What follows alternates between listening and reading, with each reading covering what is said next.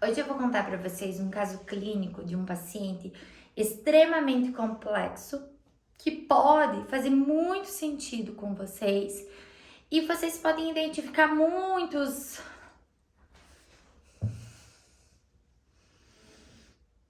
Hoje eu vou contar um caso clínico para vocês de um paciente extremamente complexo, para vocês conseguirem entender que o diagnóstico não é a coisa mais importante.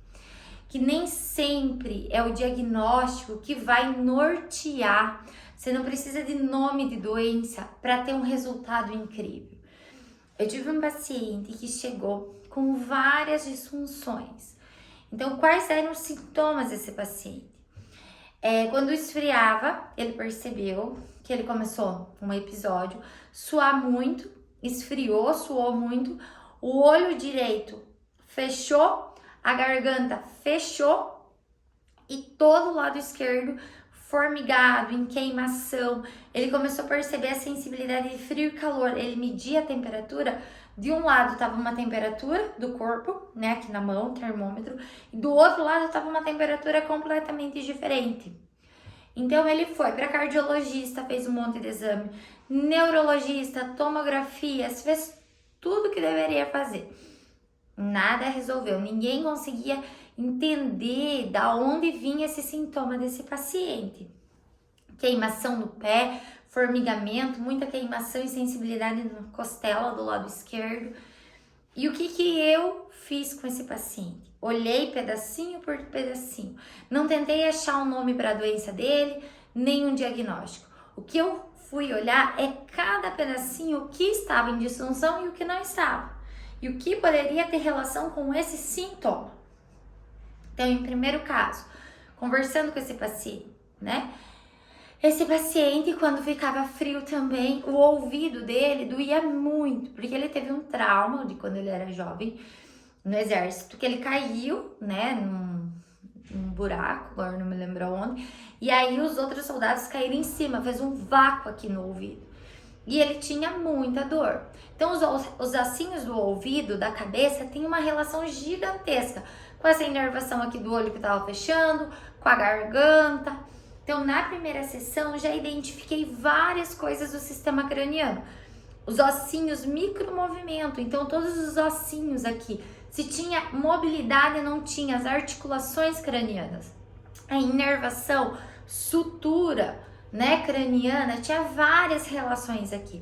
Outra coisa que esse paciente tinha, ele tinha feito uma cirurgia no rim esquerdo, onde ele tinha muita sensibilidade na costela.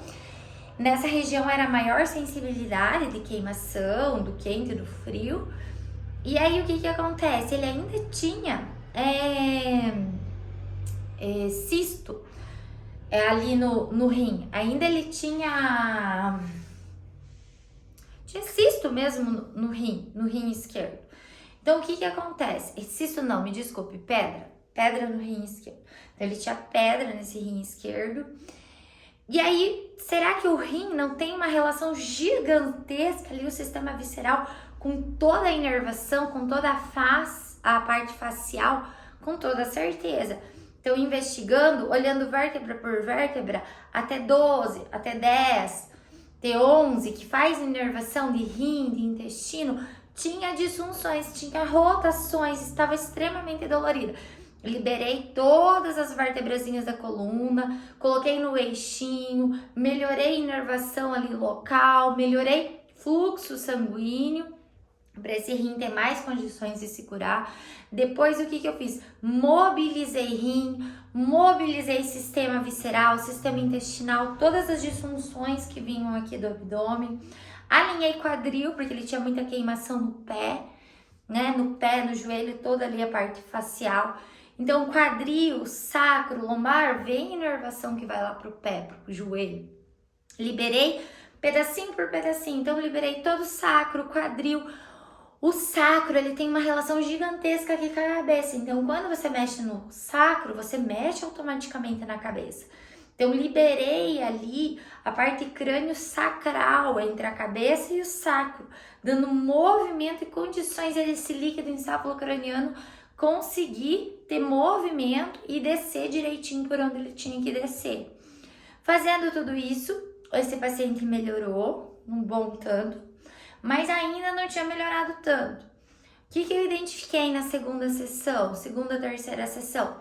Sistema emocional, o que esse paciente estava vivendo, os conflitos que ele estava vivendo, os sentimentos que ele tinha de trabalho, de casamento, e fui correlacionando cada conflito com os pedacinhos do corpo dele, porque cada pedacinho do cérebro, os conflitos que vamos vivendo, tem uma relação grandiosa com pedacinhos do corpo.